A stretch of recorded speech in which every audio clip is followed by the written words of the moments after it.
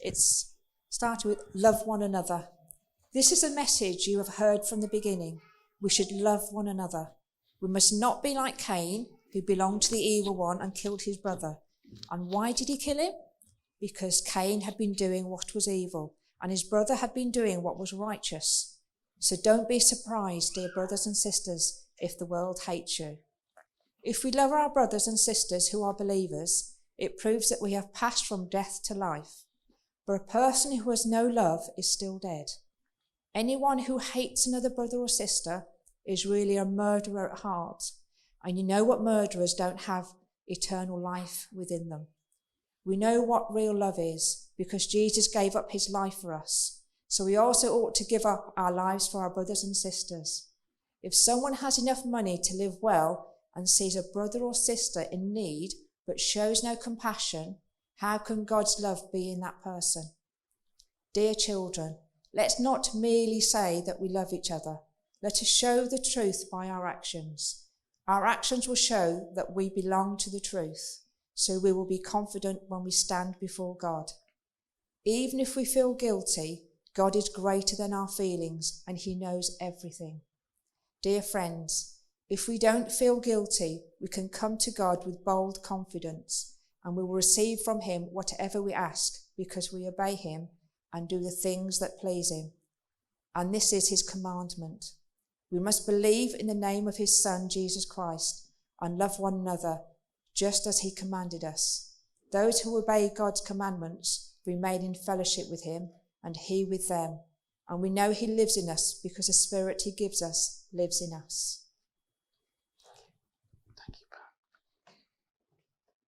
Thank you, Pam. So, what a great verse to start with. There's just so much in it, and I'm quite looking forward to kind of unpacking that as we work our way through this. So if you were with us last week, we were looking at the concept of service. Why do we serve? Why is it important to serve? What is that actually all about? I love this passage that we've just read, and again, it's on the assumption that we know exactly what Paul is talking to us about. As it starts off by talking about Cain and Abel, again, to the people that he was writing to, they would have absolutely understood that. To the likes of us that are sitting here, we're going, I'm sorry, who killed who? If we're not careful, we're unaware of these things. And again, this is just a part of the Old Testament. And this tells us as a particular story of two brothers, one who done what God had told him to, and actually was starting to see things happen, and it was great.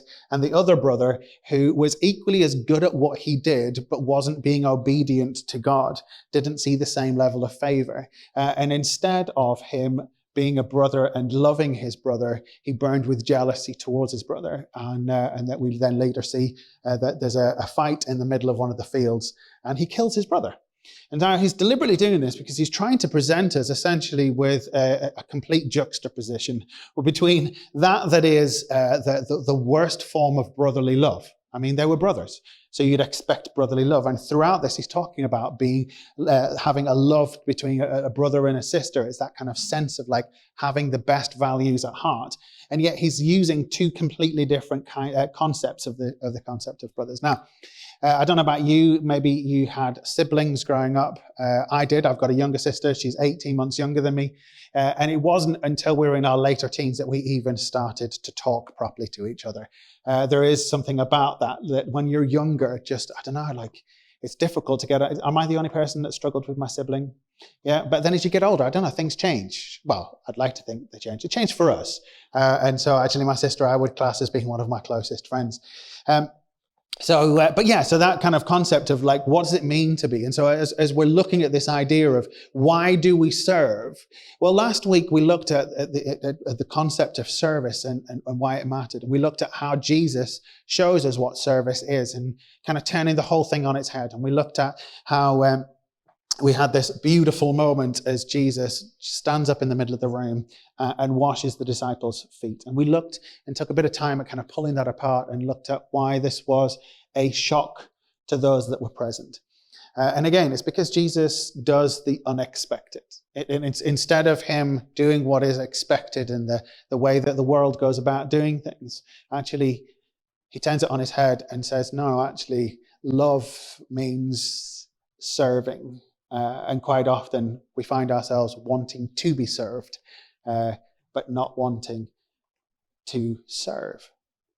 I mean, many people have got dreams of one day, having lots of money and having things. Things usually mean that people are, when we walk into a room, we're given that sense of pride possession in the room. I think very few people as children grow up wanting to be a cleaner who clean toilets. It's not the way that the brain works. We kind of, like children, want to grow up to be a princess, to have all of those things, or to be a king, or to be whatever it is. There's a sense of wanting the adulation that comes. And Jesus says, actually, if we fully understood humanity as it is, we would want to serve. We would want to love others. We would want to see the hurt of somebody else and realize that we hold some of the keys to alleviating that hurt and that pain. So what a great verse to start with. I particularly love that probably one of the most quoted verses is in the Bible is John 3:16. It's that verse that says, "For God so loved the world that he gave his one and only Son." And it goes on and explains that that Son lays down his life for all.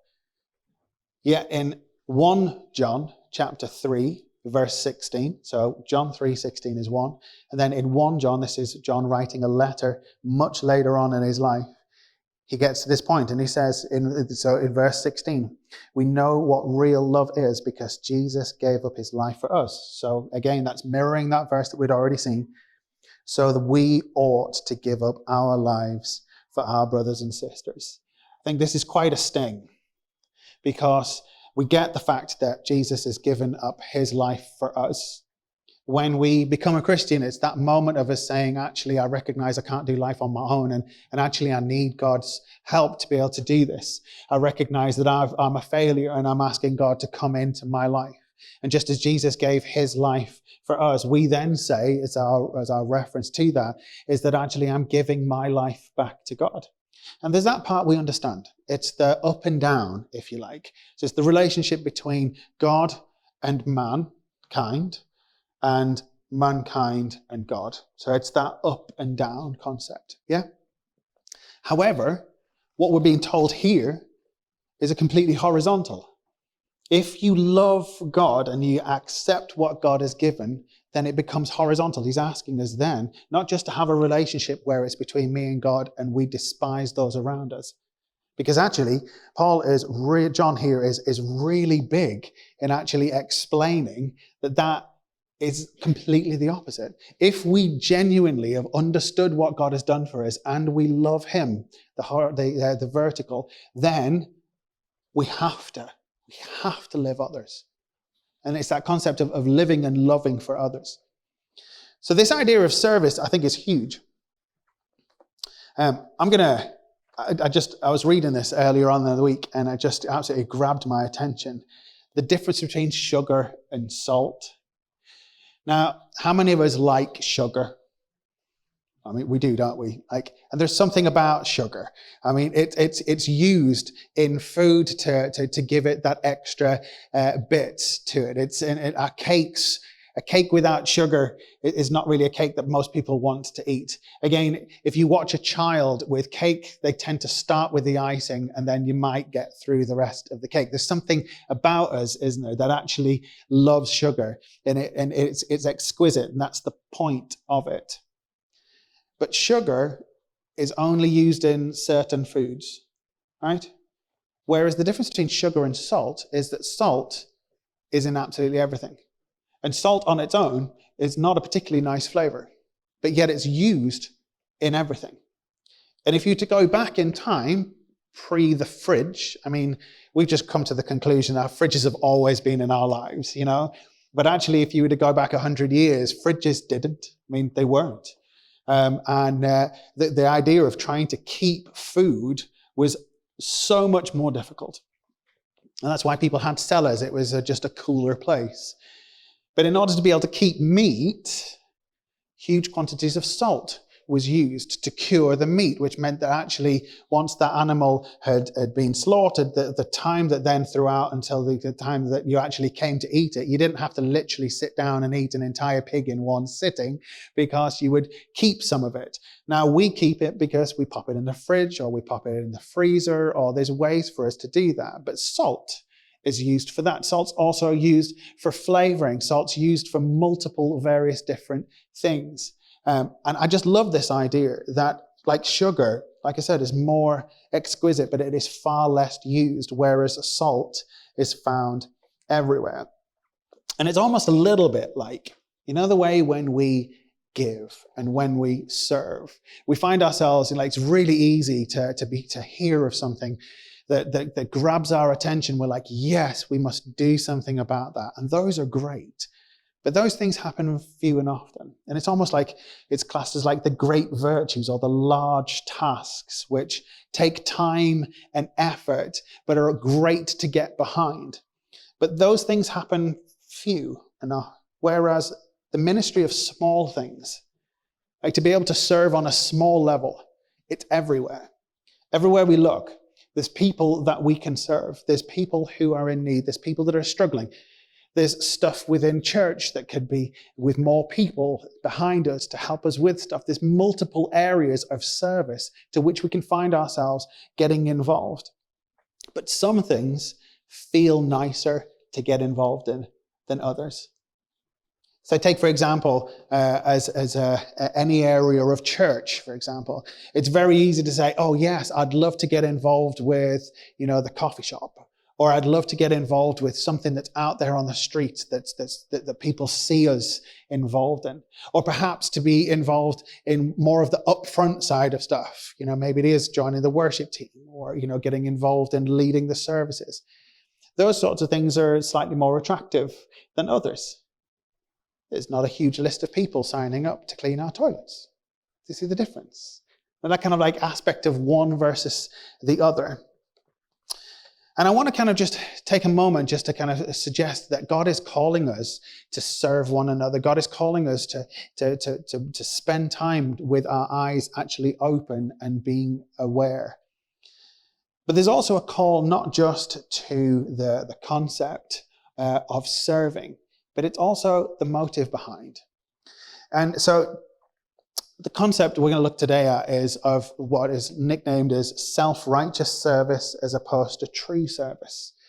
And the reason I'm mentioning this as we go through this is I was reading up on it this week. This is something that really struck with me, because if I'm honest, particularly through my life, I can spot the differences between when I've truly served, because I've seen something, my heart's broken, and I've wanted to serve, and I want no adulation for it.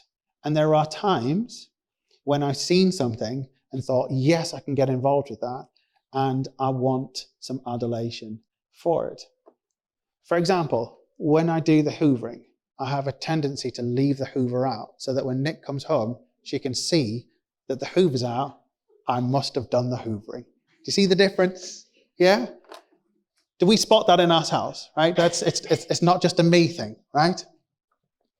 But I want to kind of point out that actually those things, as much as it is great, look, have you noticed I've done the hoovering? Oh, also, by the way, I've done the dishes, tea's on the table, praise me, right? But actually, does that win more points?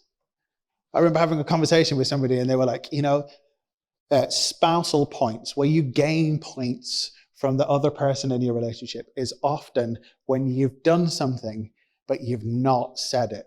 But as soon as you say, has this scored me points, the points are removed. Does that make sense? I think that's really true. But I want us to kind of look at actually that same concept to go about how we then go about serving in whatever areas that we find ourselves in. So self-righteous service is impressed with the big deal.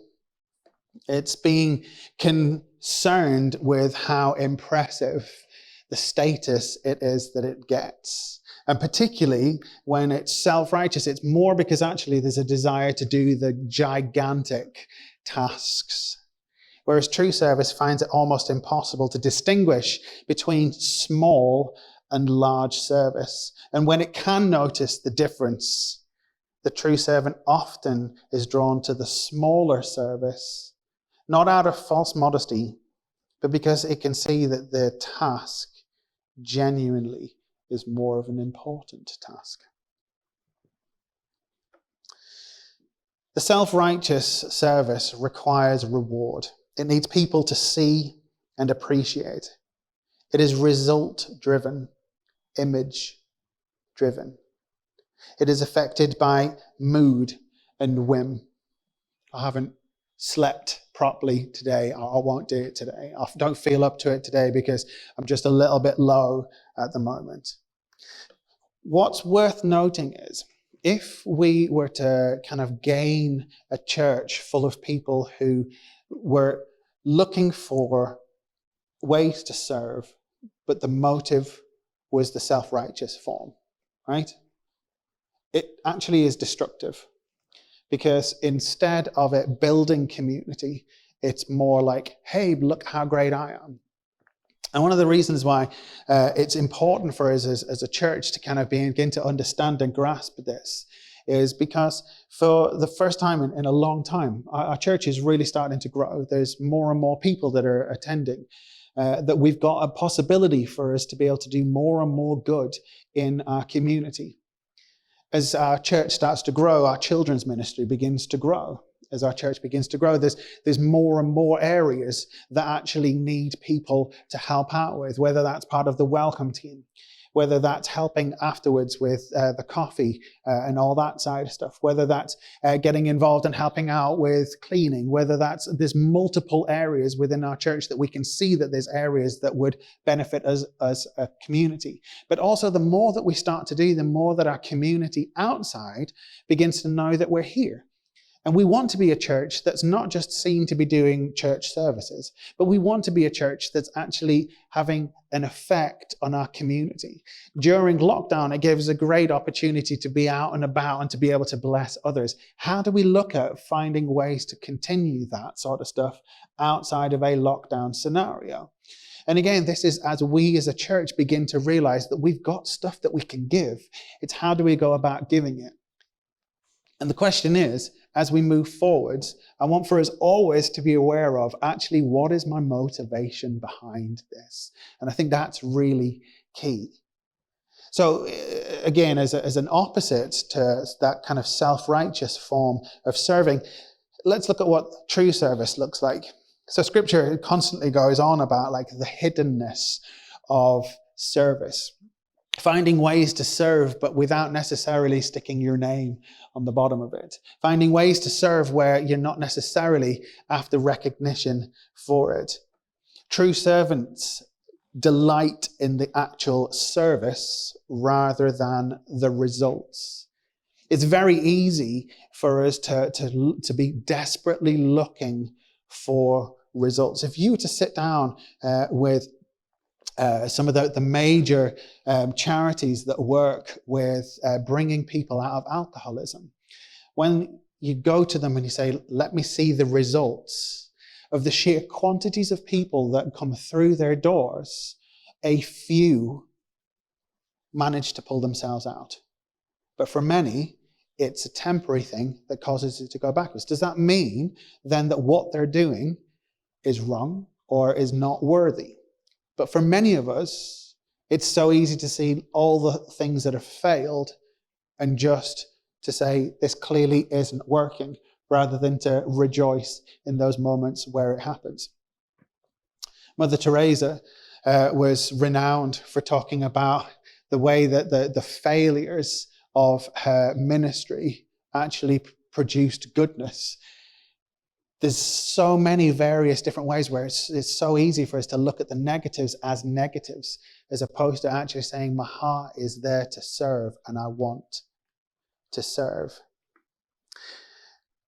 It's the concept of being a servant of all, not just those who will recognize me, being those that will perhaps help me out financially or will repay me if I find myself in a similar situation. That it serves regardless of mood or sleep. Because it's the recognition that actually when I truly serve God for who He is, it's the service is not about the person necessarily that I'm serving, but it's because God's done so much for me. I want to serve so that it's me serving God, as opposed to it being about me serving me.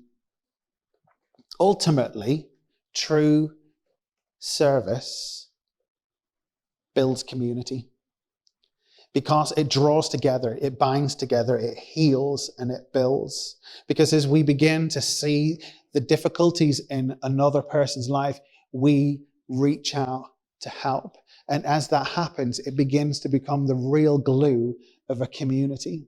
A true community is one where actually there's a genuine love for one another. I think there's so much in this that we really need to grab.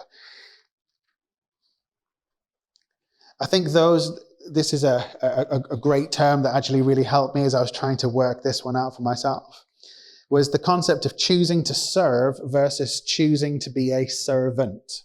Okay? Two different things.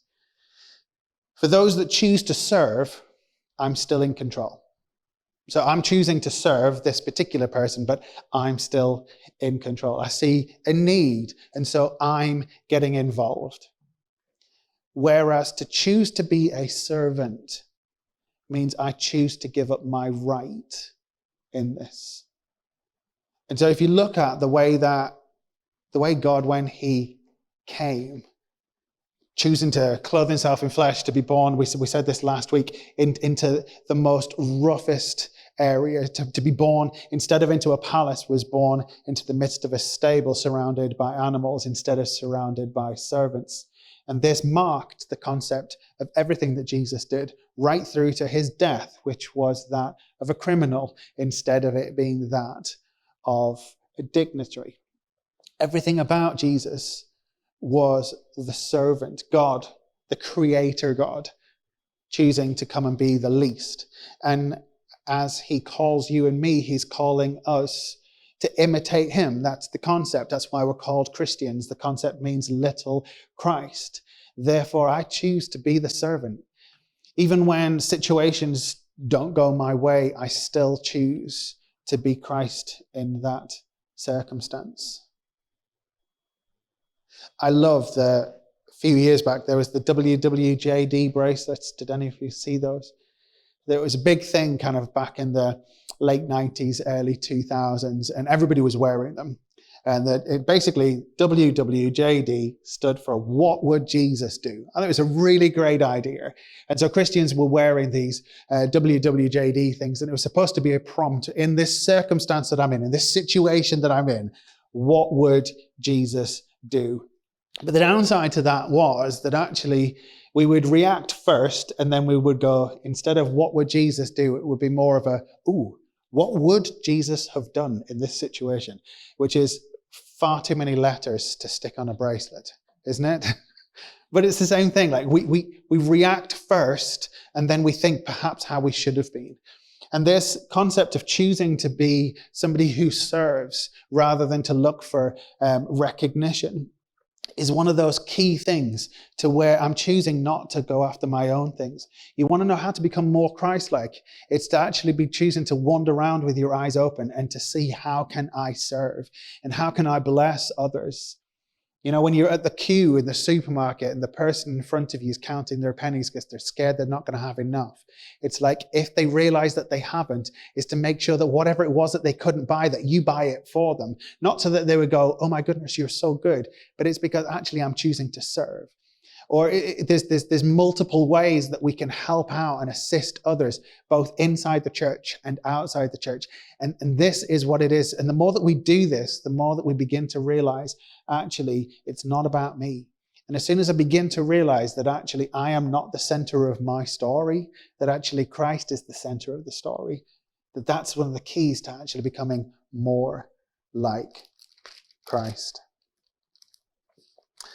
In Romans chapter 12, verses 6 to 13, Paul gives us a whole bit here of actually how to be able to serve, and talks about different gifts. And I just want to grab your attention with this as we essentially come in to close on this. In his grace, God has given us different gifts for doing certain things well. So if God has given you the ability to prophesy, speak out with as much faith as God has given you. If your gift is serving others, serve them well. If you are a teacher, teach well. If your gift is to encourage others, be encouraging. If it is giving, give generously. If God has given you leadership ability, take the responsibility seriously. If you have a gift for showing kindness to others, do it gladly. Don't pretend to love others, really love them. Hate what is wrong. Hold tightly to what is good. Love each other with genuine affection and take delight in honoring each other. Never be lazy, but work hard and serve the Lord enthusiastically. Rejoice in our confident hope. Be patient in trouble and keep on praying. When God's people are in need, be ready to help them. Always be eager to practice hospitality. I love this because Paul is not just giving us a one-size-fits-all. He's not saying, we've all got to be Phil. And that's great because I'd really hate to lead a church full of me, right? But we're all different. And we all come to the table with different things.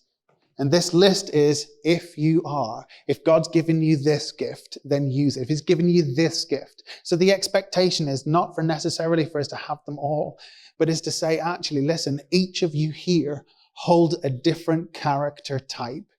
Your strengths are your strengths, your weaknesses are your weaknesses. And how do we use our strength to bless others?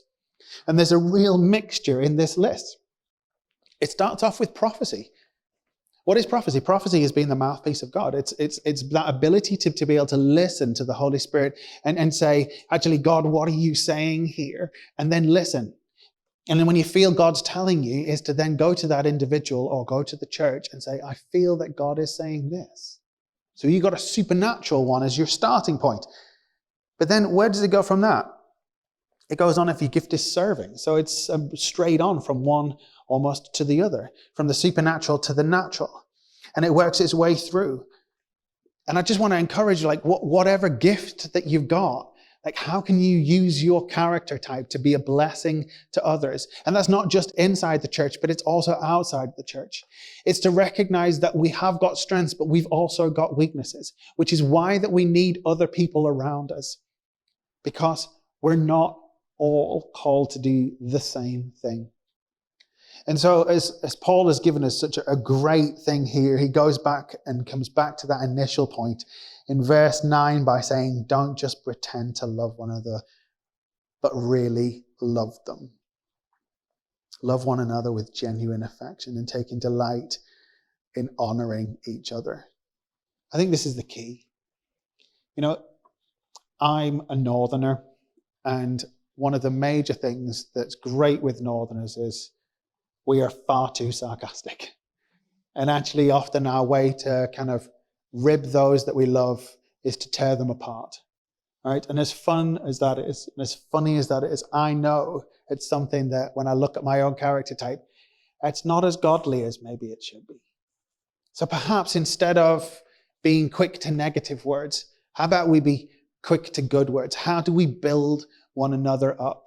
And recognizing that our words have got so much power. Let us be people that speak positivity into one another. Let us be people that look with our eyes open here in the here and now, rather than worrying about the future or worrying about the past, but learn to be people that live in the here and now and wander around with our eyes open and almost constantly asking God, what would you want from me? And expect an answer. And it might be to serve this person. It might be to give. It might be to bring people into your home. It might be, who knows? But again, it comes back to that concept of how do we be in the here and now? And that's a choice. Quite often a choice that we make minute by minute. And I genuinely think that this is one of the keys to being able to build not just a life that's better for yourself, but a life that is better for those around us. This is the key to serving, and this is why it matters. And this is why, as we walk forwards together, we do so in love and building a church that can do things out there as well as do things in here. Let's just take a moment just to pray. I want to encourage you to, where you are, just to begin to just think about the things that you've heard and just invite God to speak to you and to invite God to perhaps show an area that you can get involved in. Perhaps allow him to say, actually, I want you to do this. I want you to say this. I want you to go here. Holy Spirit, we just invite you to be here and to speak to us now. We ask you to minister to hearts and minds.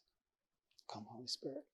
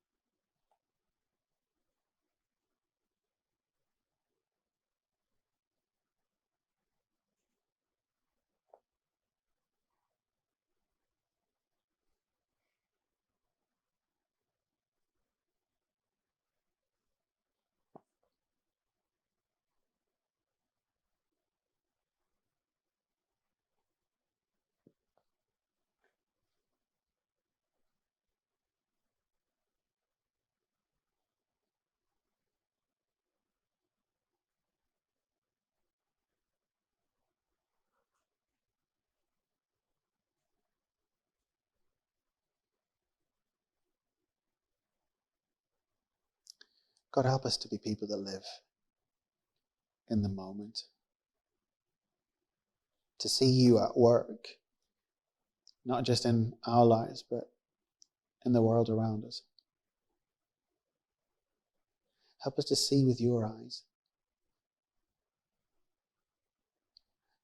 Give us the boldness when we see need to step into it.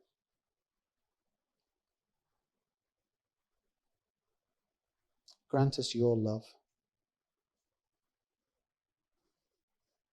Help us to be ready to forgive. Help us to be ready to serve.